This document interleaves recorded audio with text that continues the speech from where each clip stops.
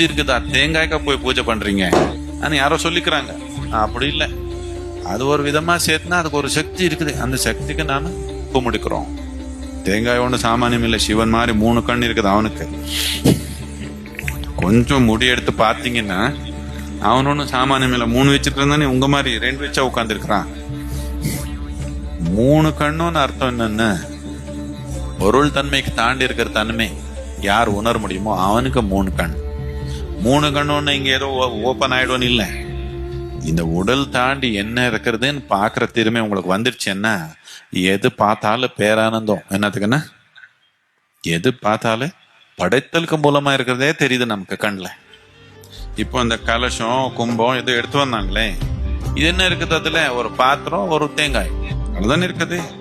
ஆனா அந்த உருவத்துக்கு ஒரு சக்தி நாம கொடுக்க முடியும் நமக்கு புரிஞ்சதுனால அந்த ஒரு உருவம் நாம அதுக்கே கும்பிடுறீங்களா இல்லையா, பூஜை பண்றீங்களா இல்லையா?